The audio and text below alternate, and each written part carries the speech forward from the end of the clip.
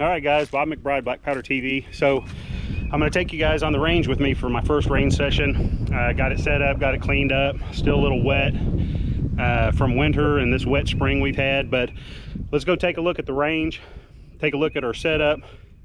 We'll do a little shooting, and hopefully you have a good time. Take a look.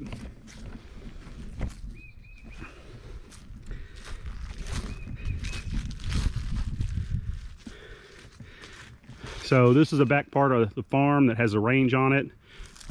You can pan around, see one of my deer stands, see our garden pasture with the, you can see the yellow, top of the yellow bee house. That's where all the hives and stuff are. And another pasture off to the side. And the property goes up the hill. That's where most of our deer stands are. So let's go in and take a look at the range setup and get to shooting. All right. Got to come through the gate, keep the cows out. They get in the range and they tear it up over the winter, but we refix it back up. So here's the setup here, camera setup. So I'm still a rookie on getting all this outdoor stuff set up, but range table. That's pistol range is down in the holler down there. And then we shoot the rifles up the hill over the top of the pistol range. So we'll set here. I'll introduce you to the rifle we'll shoot today in this video. We'll do a couple shots to remind me where the point of impact on this gun is, and then we'll head down and take a look at the steel target part of the range. So we'll see you in a sec. Hey guys, Bob McBride, Black Powder TV. Today we are out on the range for the first time this spring. I'm excited. So I'm happy to bring you guys along for this first trip. Today we're gonna shoot the 1842 Harper's Ferry. This is an original gun, 69 caliber. See if we can get a good look at it. Nice shooter. Made in 1847. This is an 1842 model. About 275,000 of these were made between Harper's Ferry and the Springfield Armory. A lot of them have made it to today. Quite a good number of them have made it in good shootable condition, and this is one of them. This was the first musket made for the U.S. military, designed specifically with a percussion lock on it. So this after all the years of flintlocks, this was the first U.S. model that was designed, produced, and put into the field with the percussion system on it, which is pretty awesome. These were also made smoothbore originally, but they were made with an extra thick barrel because rifling was coming. Manufacturers knew, the military knew that rifling was the next thing. And so these were made with extra thick barrels, and a good number of them were rifled either at the armory or after they had gone to the field and then went back to the armory. So this is a rifled model, great rifling still in it. 69 caliber, rifled, beautiful condition, 1842 Harper's Ferry. So this is one of my big daddies I like to get out here and shoot, really rings steel really well. But the first thing we're going to do before we get down onto the range is I'm going to take a quick shot just to remind myself where the point of impact is on this rifle. It's been a while since I've shot it, so let's get going with that. So just like any other thing, ear protection, eye protection. So let's go ahead and get that going.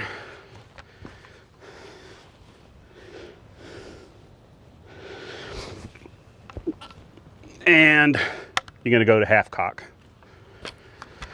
And I've already made up some cartridges. We'll shoot cartridges. We may shoot some just loose mini balls, and I'll show you how to load it that way. But this is mainly an introduction trip to the range. Now, Duelist 1954, he's got Duelist Den, right? So this range doesn't have a name. Maybe we can come up with something. We'll be doing lots of videos out here. So I haven't even given that a second thought. So maybe you guys can come up with an idea. That'd be awesome. So first thing we're gonna do, tear off the end. You can do that with your teeth if you like the taste of gunpowder, or you can do it with your fingers. We're gonna pour that charge right down the bore and followed by the ball. Run that down and we're loaded. It's nice and quick doing it that way, isn't it? So we're at half cock. So we'll reach in here and we will get a percussion cap. This is a musket cap, full-size musket cap, large cap. So it's not your number 10, number 11. There went one of my targets. In the wind, it's a windy day, but that's okay. So let's take this first shot, see what we got, and we'll head down to the range.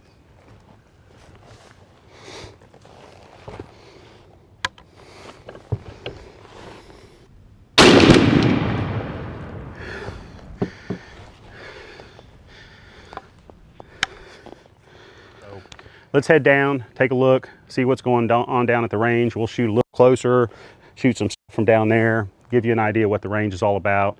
I don't have any of my little varmint targets for my 32, my 36, that kind of stuff set out there, but next time we come out, we shoot the 36. Hopefully later today or tomorrow, I'll do the video on the Kibler 36 and getting that sighted in. So we'll have lots of little stuff to blink at. So let's go ahead and head down, see what's happening down at the main range. All right, guys, so here we are down at the pistol range, short range. You can take a look and see what we've got. A lot of smaller round targets, a lot of targets over here on the right for small caliber stuff, 32, 36 stuff. A lot of AR 500 steel targets. The square ones are actual steel plate body armor, AR 500 body armor, and then some of your regular old ASPCA or whatever targets. Gongs in the back. I like to set up sodas and you know, 2 liters and watermelons and bowling pins and all of that stuff. So you can take a look and see what we got here. Lots of steel. All the little varmint stuff isn't set out. Got a little place over here to the right of the silhouette, of the full silhouette, torso and head silhouette. Golf tees with golf balls on them. I like to shoot that with the 32, the 36, small caliber stuff, even 22s if I'm out shooting 22s and stuff. So that's what we got here. It's the pistol range. This is well, by count, it's probably half of the steel targets that I've got, but most of those are little, you know, little squirrel silhouettes or whatever, knockovers that sit on the ground. And we'll get those out as well once we start doing small caliber stuff. So let's go ahead and get clacking on some of this stuff, huh? All right. So ears on. Always make sure you got your ears on, eye protection on. Pour your powder down the bore, followed by the cartridge.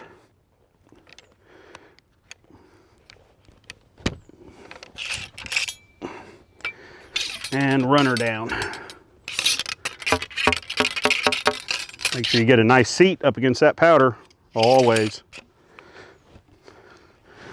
And reach in, grab us a percussion cap, seat that on there nice and firm. Let's just clang the silhouette this time around.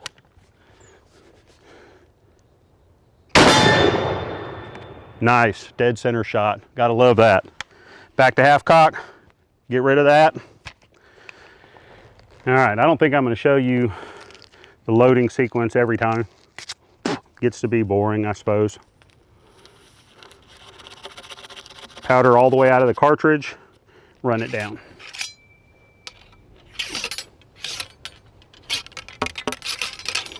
Seat it firmly.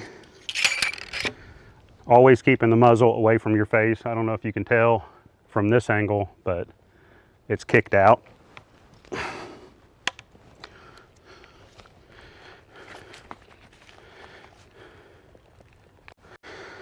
All right, let's see if we can get that green 2 liter.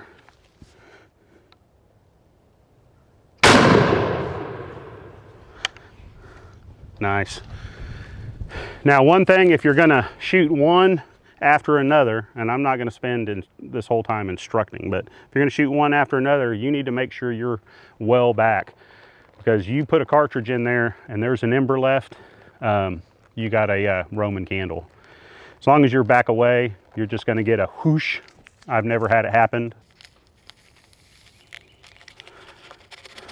Shake that cartridge, make sure all the powder's out of it, follow it down.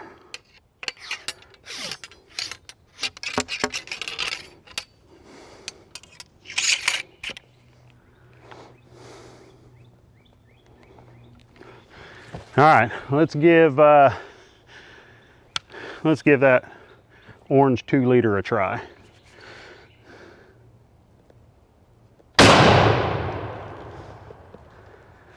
Yep, shooting a little high. That's pretty awesome. Took the top right off of it from the water level up.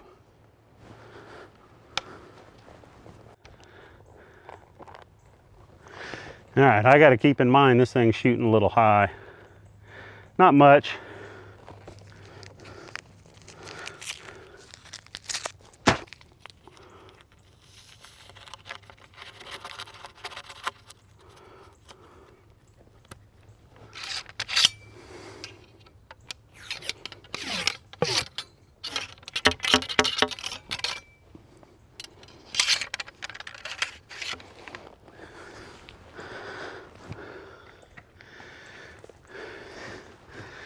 All right, we'll take another crack at a watermelon, see if I can't hit it right this time.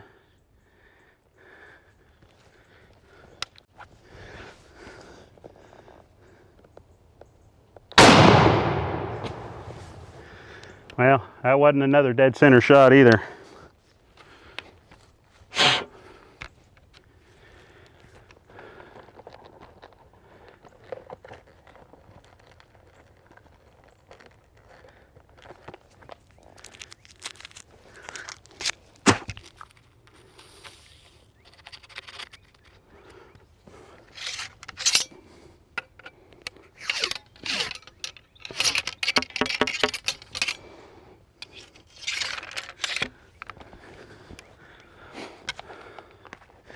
What do you think?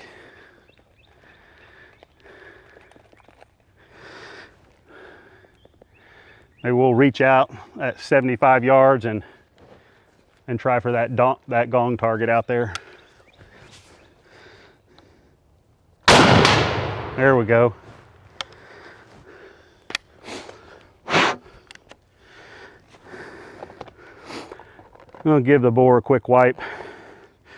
Now, if you shoot 4, 5, 6 shots with a little smaller diameter ball, you've got to be real careful working your way down the bore with a modern jag. If you're using toe or anything like that, you're good to go, but modern jag is so close to bore diameter that with a lot of buildup in there, you're going to be playing tug of war with somebody. You're going to be going to get your neighbor. He's going to be pulling one end, you're going to be pulling the other.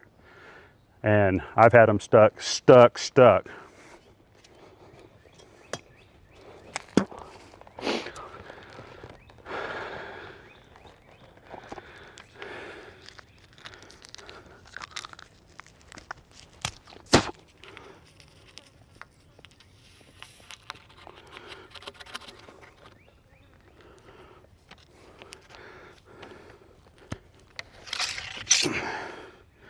Hands start getting greasy. Gets hard to run down.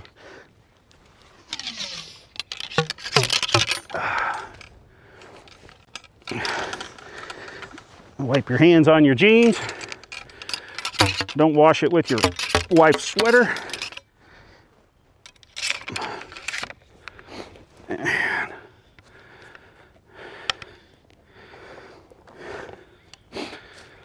And we'll give another crack at, where am I at? There we go.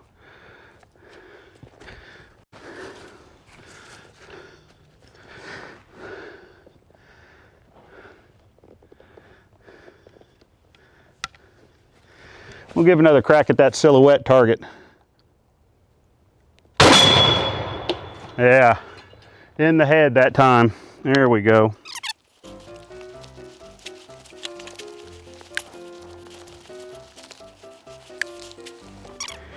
I think it's time for some 2 liters. What do you think?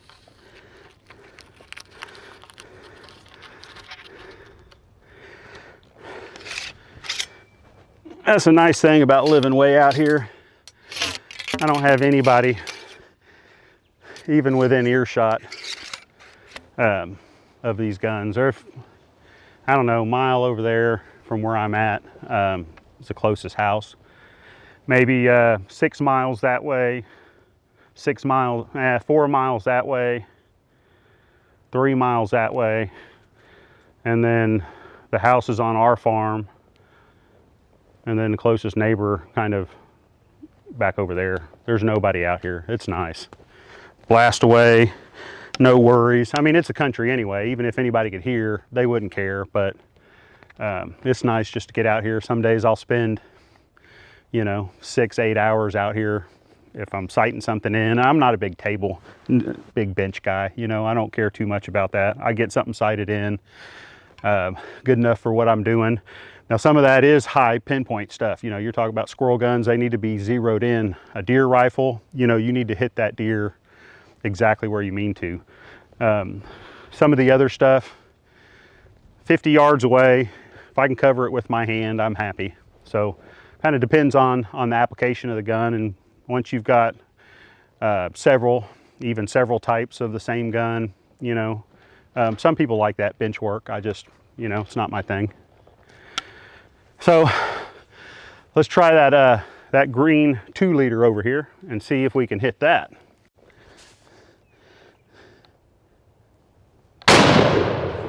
Miss. Unbelievable.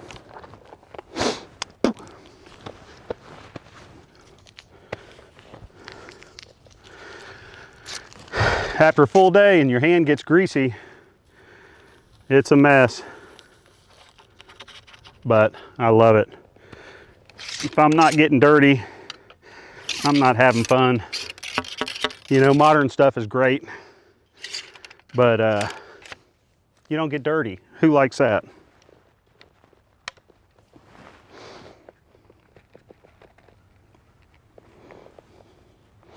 And remember too, it's a long way. So that's a safe direction as well. I've got a hill there.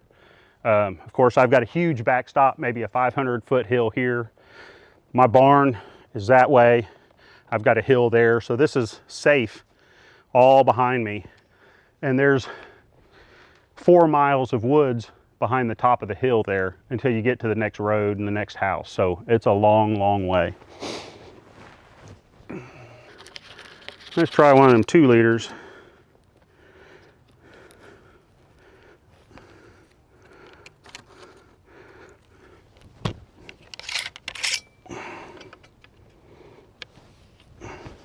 Your hands get slick.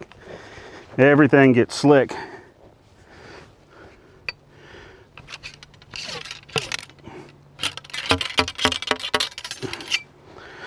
And don't just do those 3 taps at the bottom out of routine, because if it's up an inch or 2, every little tap you can feel it slide, and you can hear and feel when it seats. So once again, safety, make sure that ball is seated all the way up against the powder.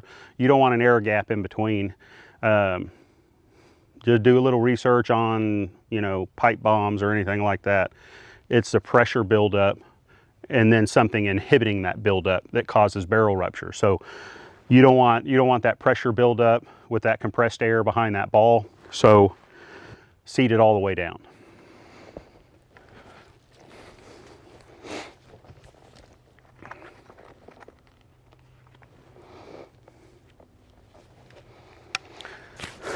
Orange 2 liter.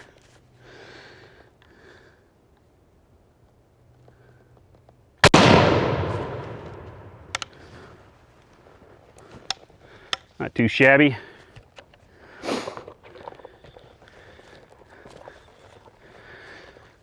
I hope I'm not getting in the way here. That would be bad.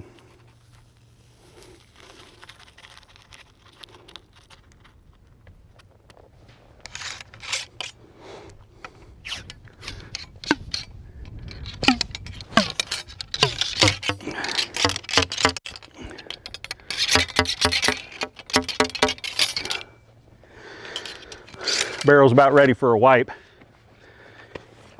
And I'm about ready for a bath.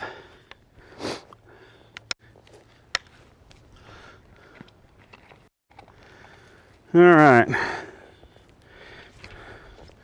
Let's gong it one more time. Well, no, I got the B-roll. Well, that's okay.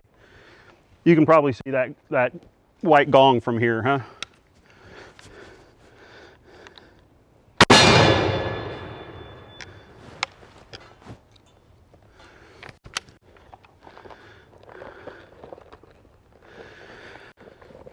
And that, my friends, was my last cartridge. So, appreciate you hanging out. Oh, let's step back a little bit. So, my last cartridge. Appreciate you coming and seeing the range today. Unlike Mike Bellevue and Duelist Inn, this range doesn't have a name. Hadn't given it a second thought, but I am a big fan of Mike Bellevue's and Duelist Inn. So if any of you guys have any ideas for a name for the range, that'd be awesome. Put them in the comments below, and we'll come up with something. You know, somebody's going to come up with a good one. I know it. So a few 2 liters left, a few watermelons left up at the house. So we'll come back probably tomorrow and start working on that Kibler SMR squirrel rifle and doing some range development for that. So once again, guys, 1842 Harper's Ferry, Springfield, kind of what they're generally called, even if they were made in Harper's Ferry. That's what they were called in the period. Let me back away. You're getting too close to look at the gnarly beard. So once again, fellas, 1842 Springfield, rifled musket, 69 caliber, big boy. I love military muskets. I love my long rifles. I love my smaller caliber stuff, but just the way these military issue muskets were built, sturdy, heavy, humongous locks with giant springs on them, made to run forever. You know, like the M16 when it first came out. You remember in Vietnam, it got a little dusty and it didn't want to work.